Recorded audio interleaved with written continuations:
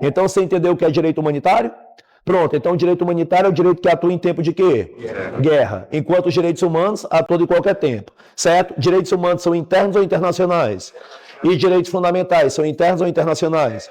Internos. Newton, beleza. O que é que todos esses direitos protegem? A dignidade, mas de forma diferente. Só uma pergunta, qual a diferença entre pessoa nacional e cidadão? Pessoa física ou jurídica. Nacional, aquele que mantém um vínculo de nacionalidade. No caso, nós, brasileiros. E cidadão, quem possui o quê? Direitos políticos. Quer ver, certo? O indivíduo, ele é filho de italianos nascido no Brasil. Ele está numa situação altamente favorável. Na Itália, você ganha nacionalidade pelo juiz sanguíneos. Então, se você é filho de italiano, você pode nascer no inferno de ser italiano.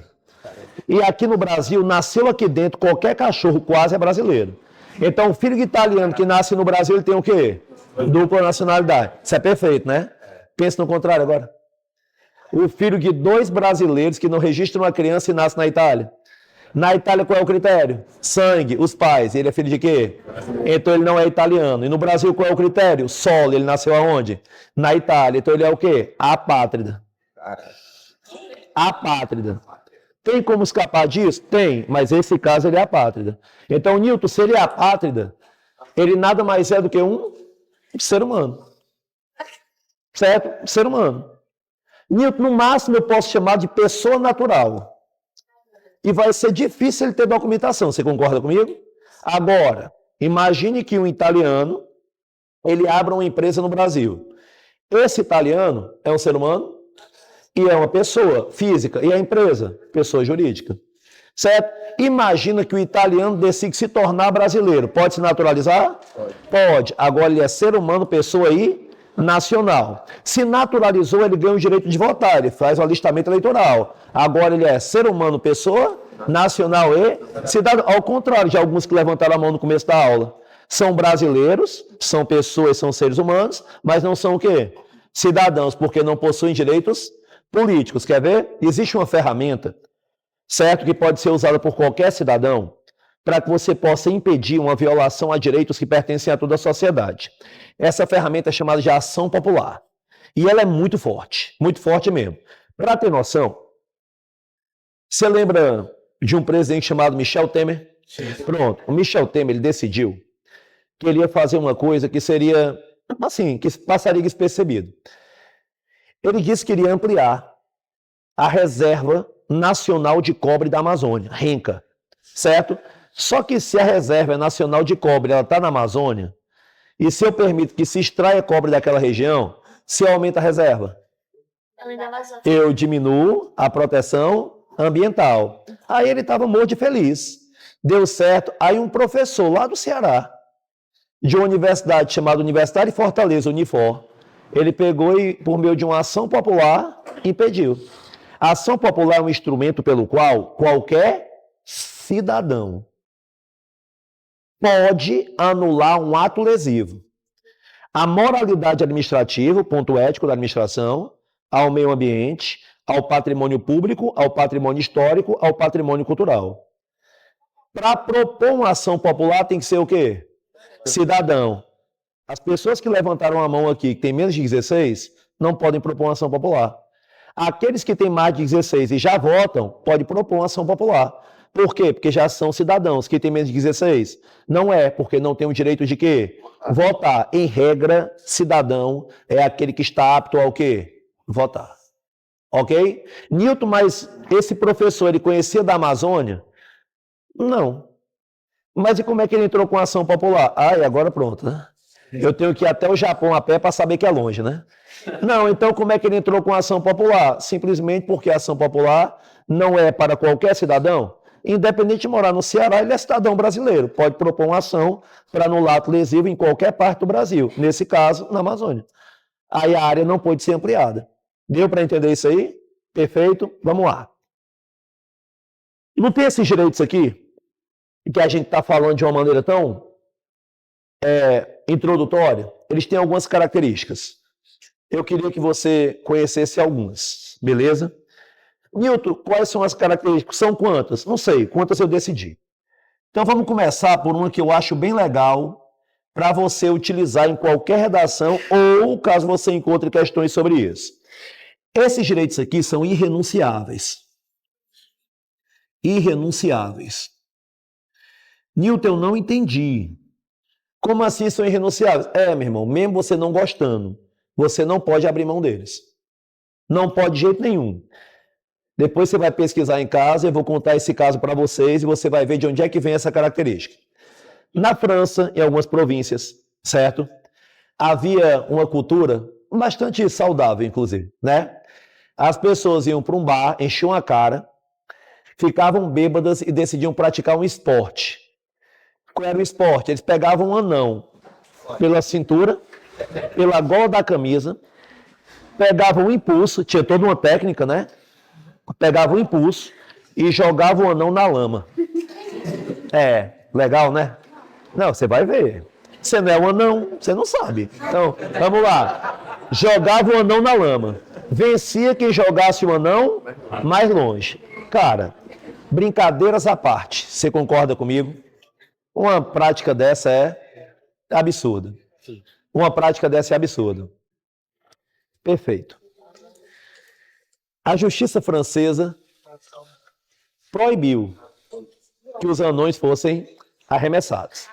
Aí, você deve imaginar por quê, né? Sim. Tranquilo. A justiça francesa recebeu um recurso pedindo para que o arremesso de anão voltasse a ser permitido. O recurso era do anão.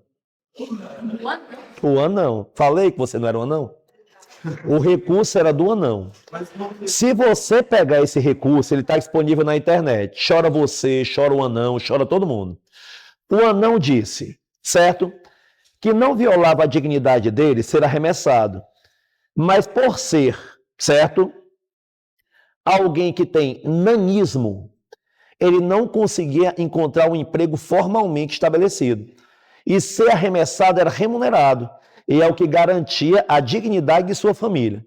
Então a falta de dignidade não está em cair na lama, mas em não ter como manter a sua família. Aí, meu amigo, ficou um negócio. E aí? A gente permite ou não permite? Porque a gente abre um precedente muito perigoso. Esse é o problema.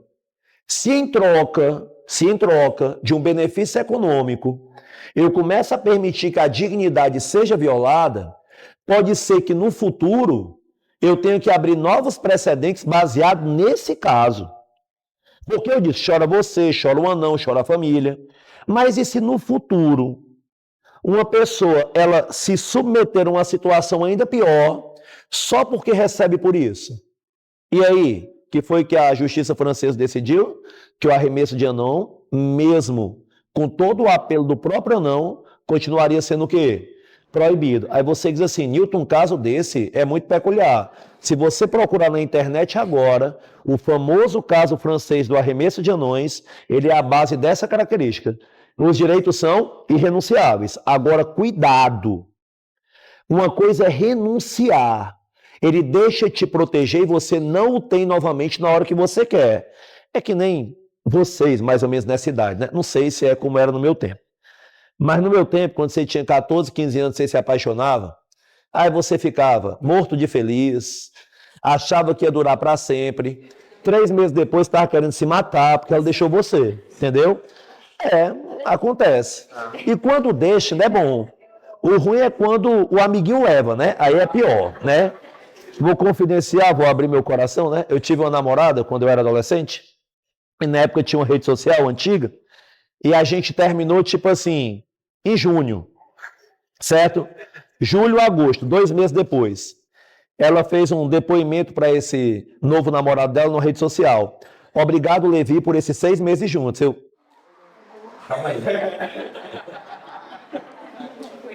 Certo? Newton. A pessoa apaixonada diz assim, eu nunca mais quero sair do seu lado. Eu quero me tornar um escravo seu. Pode? Mas a pessoa quer. Ela diz, eu quero ser seu escravo. Ou então, amo tanto você, que se você precisar de mim para qualquer coisa, eu estaria aqui e a pessoa precisa de um transplante de coração e é o teu. Tu pode doar? Não, nem pode se tornar escravo, nem pode doar. Por conta de quê? Os direitos são irrenunciáveis. Se tu se torna escravo, tu renuncia à liberdade. Se tu doa o coração, tu renunciar. Não pode. Agora você pode tentar me pegar. Quer ver? A intimidade é um direito? E esse direito é protegido no Big Brother? Então quer dizer que uma pessoa pode renunciar ao direito à privacidade só para participar de um reality show cujo prêmio ele pode ser muito alto? Pois é, tem uma diferença. A renúncia é quando você não consegue mais resgatar o direito que você deixou para trás. Mas você não é obrigado a usar esse direito. Esse direito pode te acompanhar sem que você utilize. Então, quando a pessoa entra no Big Brother da vida, ela não está renunciando ao seu direito à privacidade. Ela simplesmente não está fazendo uso dele. Mas imagina aí, uma briga de casal, certo? Um decide arrancar a parte de cima da vestimenta de uma participante. Certo? Ele poderia ou não poderia ser processado? Poderia. Por quê? Porque a intimidade dela continua sendo protegida, mesmo que ela não tenha utilizado até ali. Então, uma coisa é renunciar, outra coisa é limitar o uso. Eu posso limitar o uso. Eu tenho o direito de falar, mas eu só falo se eu quiser. Eu tenho o direito de me locomover, mas eu só me locomovo se eu quiser. Eu tenho o direito a ter uma propriedade, mas eu só compro algo se eu quiser. Então, uma coisa é não usar, outra coisa é renunciar. Eu posso não falar, mas no momento que eu quiser me expressar, eu posso, porque o direito continua me acompanhando, mesmo que eu não use. Ela estava exposta em sua privacidade, mas no momento que ele arrancou a parte de cima da vestimenta dela, ele disse, opa, eu quero usar esse direito agora. Ele havia renunciado? Não, havia uma limitação. Essa é a irrenunciabilidade. É a principal ou uma das principais características dos direitos humanos. Nilton, e quando eu falo irrenunciabilidade, você não pode renunciar de forma alguma. Nem deixando para trás, nem doando, nem vendendo. Esses direitos não podem ser o quê? Negociados, porque não existe como atribuir um valor financeiro a esse direito. Ah, Nilton, quanto é que custa a vida? Eu não posso mensurar o valor da vida. Eu posso mensurar o que é que os teus familiares precisam para sobreviver sem ti. É por isso que existe seguro. Mas quanto vale a tua vida, isso eu não posso mensurar. Então, a característica que você deve levar consigo é essa da irrenunciabilidade. Beleza? Outra coisa também, jovem, que você tem que ter cuidado, certo? Você acha que esses direitos são absolutos? De absolutos eles não têm nada. Esses direitos, pelo contrário, são relativos.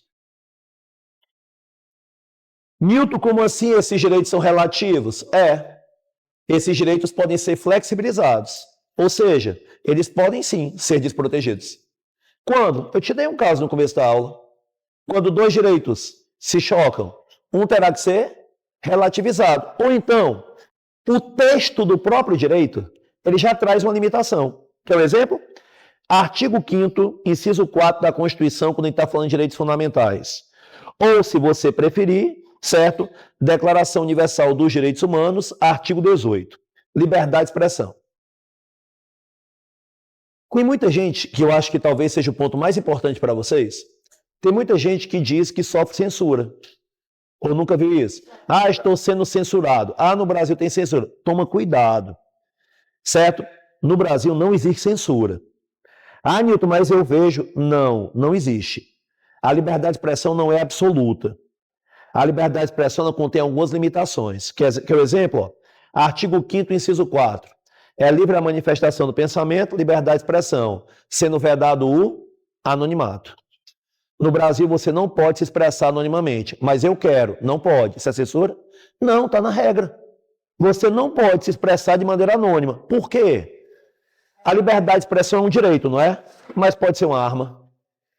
Pode ou não pode? Pode. Eu posso ou não posso divulgar informações de que uma pessoa está praticando ritual de magia negra contra criança num determinado bairro de Manaus, colocar a foto da pessoa, ela ser linchada sem nunca ter feito nada. Então a minha liberdade de expressão pode ser o quê? Uma arma. É por isso que eu tenho que ter garantias para que você a utilize bem. Uma garantia não pode ser anônimo. Segundo, se você fizer mau uso, você tem que pagar uma indenização. Nilton, que tipo de indenização? Feriu sua reputação, dano moral. Ou dano à imagem. Feriu sua autoestima, dano moral. Afetou sua vida financeira, dano material. Além de, se for um meio de comunicação, poder usar o espaço do meio de comunicação por direito de quê? Resposta: além de se praticar um crime, tem que arcar com as consequências. Já viu gente usando liberdade de expressão para ser racista? Então pode ou não pode ser penalizado? Pode. Crime prescritivo, inafiançável com pena de reclusão. Então por isso que eu não posso deixar que tu se esconda atrás do anonimato. Porque senão tu usa a liberdade de expressão para ser racista e como é que eu vou te punir? Por isso que esse direito tem uma limitação. Quer ver outra coisa? Eu não posso, isso não está na Constituição. Você vai encontrar isso na Convenção Americana de Direitos Humanos, artigo 13, inciso 5. Eu não posso usar a liberdade de expressão para promover o discurso de ódio. Certo? Ah, Newton, eu não acredito. Pois acredite. Você tem o seu corpo, não tem? Geralmente tem gente que... Essas pessoas são marginais, né? Fazem tatuagens, usam o corpo para... Marginais, bandidos, né? Bandidos. Essas pessoas tatuagem no antebraço, porque tatuagem tem todo um critério, né? Se você faz uma tatuagem escondida, você está começando um caminho perigoso, né? Aí a tatuagem começa a aparecer. Opa, você já está mandando a sociedade se lascar, né? Fez no antebraço, já está dizendo, sociedade, vai pra puta que pariu. Agora, se fizer no pescoço, aí sim, você chegou no nível mais avançado, certo? Você não está mais nem aí para a sociedade. O que é que pensam de você? Posso tatuar o que eu quiser? Pode. E se eu tatuar uma suástica? Não. Ah, então não posso, se eu quiser. Não é? Você pode fazer aquilo que não ofende os direitos Opa, então você notou que eu fui da liberdade de expressão para tatuagem? Porque a tatuagem é uma forma de expressão. Exatamente. E se eu tatuar uma suástica nazista, certo? A cruz gamada, o que é que vai acontecer? Eu estou fazendo a apologia ao discurso de ódio. Então, mas o corpo não é teu? É, e eu falei que todo direito pode ser relativizado ou limitado. Então, se você não quer tatuar uma suástica, eu quero produzir um livro que não seja contando o que aconteceu, mostrando que o nazismo foi uma coisa boa. Vou colocar esse livro na prateleira, certo? Sinto muito. O livro vai ser retirado dela. Newton, eu fui censurado. Voltamos ao ponto inicial. Isso é censura? Censura é quando você faz bom uso do direito e ele é retirado sem que você tenha feito nada de errado. Isso é aplicação de regra. Se você sabe que não pode incentivar o discurso de ódio, te bloqueiam de uma rede social porque tu pediu que matassem pessoas simplesmente por amarem pessoas de mesmo sexo, isso não é censura. É por isso que no Brasil, inclusive, é claro que a gente está tendo aula introdutória e eu estou falando com vocês como quem conversa, mas isso é muito difícil. Existe uma linha muito tênue entre o que é permitido e o que não é. Quer um exemplo? Humor. Por quê? Porque se eu defino limites para o humor, eu posso tirar a própria essência do humor. Inclusive, no dia que você estiver sem fazer nada, veja um documentário chamado O Riso dos Outros. E geralmente, isso só atinge você quando você é o alvo desse humor. Por exemplo, eu nunca tive problemas, certo? Quando as pessoas fazem humor com pessoas negras. Nunca tive. Eu não tenho lugar de fala nisso aí. Eu não sou negro. Então nunca doeu em mim. Mesmo sabendo que não é legal, mas eu nunca senti a dor. Você concorda comigo? Assim como se porventura alguém fizer piada com um asiático, eu também não vou conseguir sentir essa dor do jeito que um asiático sentiria. Até que um humorista, uma certa vez, falou de cearenses. E ele falou que uma criança com hidrocefalia tinha mais água do que o Ceará inteiro. Aí doeu ou não doeu em mim? Doeu, porque atingiu aquilo que eu sou, cearense. Então, você entendeu que eu não posso falar da dor que o outro sente, até chegar... Aí eu estava conversando com uma colega, que não é... que é uma colega, e ela não é daqui, porque eu já sofri muito preconceito. O Brasil tem 26 estados e o DF, né? Eu já dei aula em 20. Eu já dei aula em 20 estados do Brasil, contando o DF. Inclusive, há 15 dias eu estava em Goiás, há uma semana eu estava no Ceará, em outubro do ano passado eu estava em Porto Alegre. E eu já vivi muita coisa. Por exemplo, a primeira vez que eu fui ao Paraná, talvez um dos estados que eu mais dei aula, certo? Eu sofri um tipo de preconceito que é o pior de todos. Por quê? Porque é o preconceito do desconhecimento.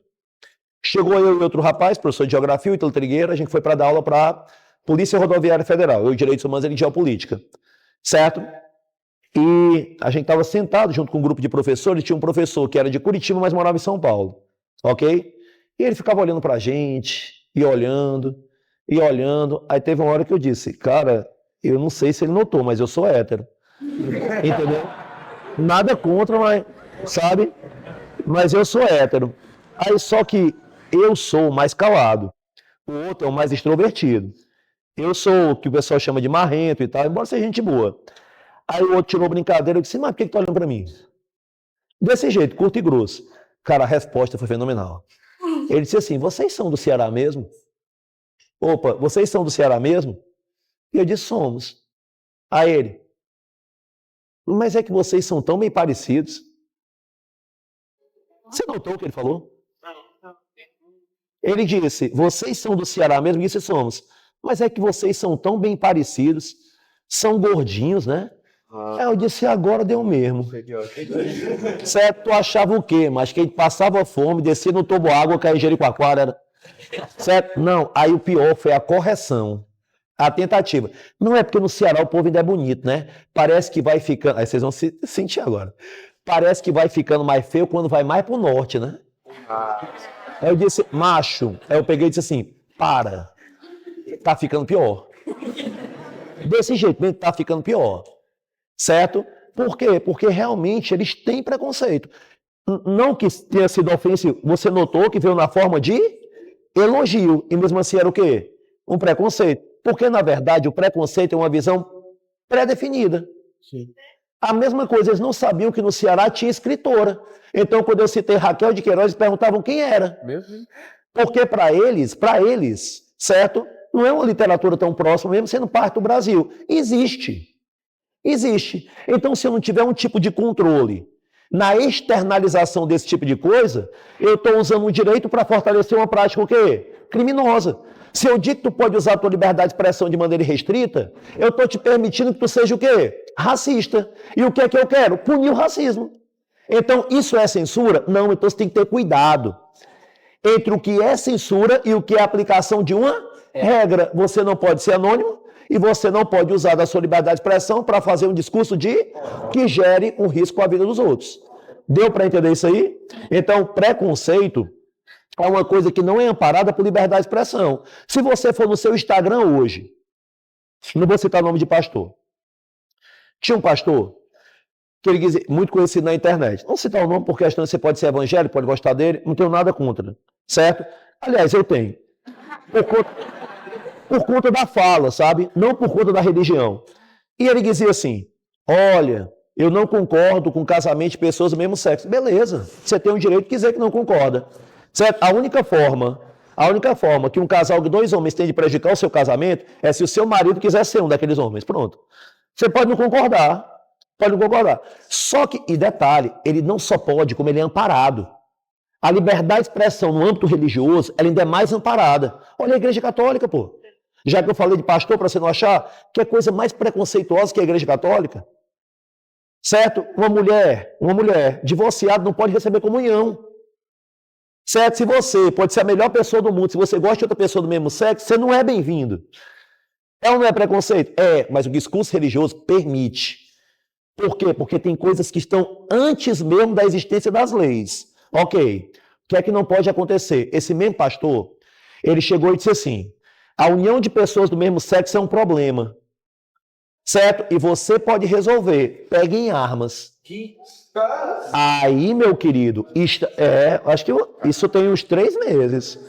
Eu não vou citar o nome, mas tem uns 3 meses. Você lembra disso?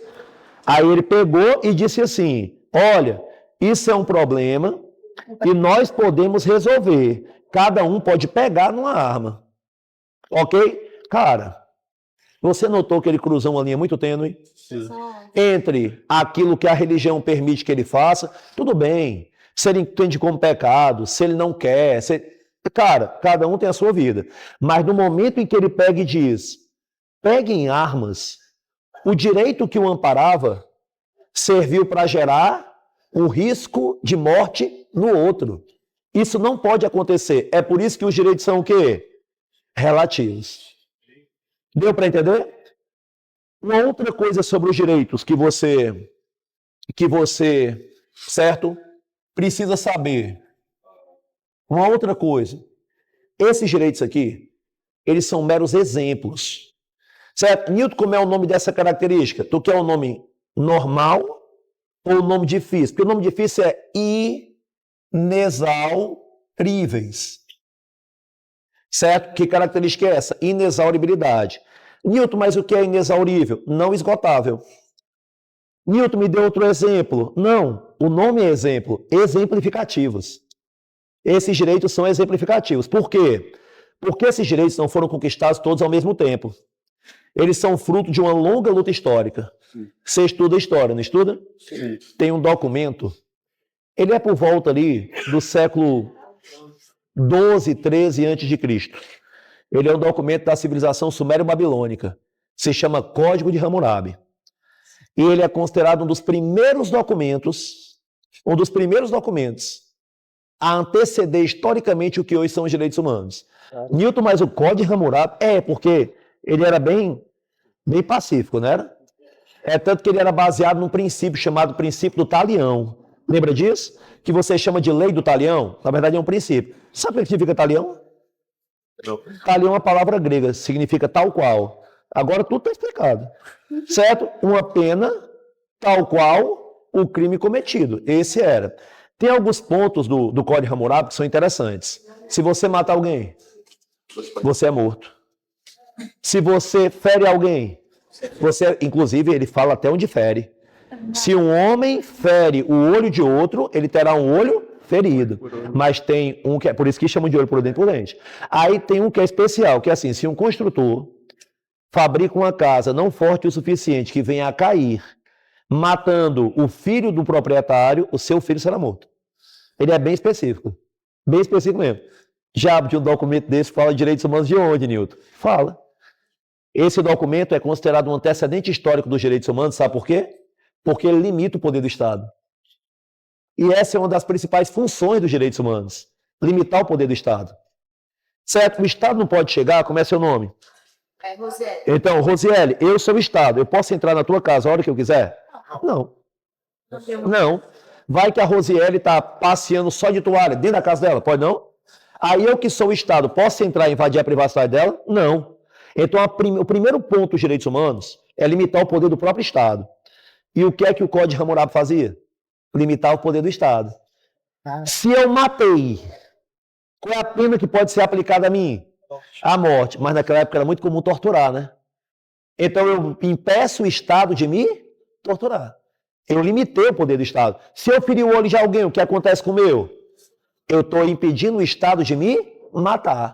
Então o Código de Hammurabi, ele limita o poder do Estado. Newton mais isso no século XIII, antes de Cristo. Antes de Cristo. Quando é que a gente começa a falar de forma mais moderna desses direitos? Direitos humanos mesmo, é de 48 para cá, 45 para cá. Tudo antes é antecedente histórico, certo? Mas tem um movimento que eu acho até que ele é supervalorizado, mas essa é a minha opinião. Que é uma revolução, que eu não acho a revolução mais importante da face da Terra, mas a galera que é a Revolução Francesa, né? Ah, Newton, é porque foi o primeiro. Foi não, macho. Nos Estados Unidos, a gente já tem uma revolução similar bem antes, 1776.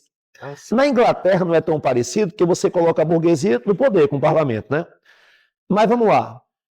Na Revolução Francesa, inclusive o dia da França é o dia 14 de julho, que é da Bastilha, né?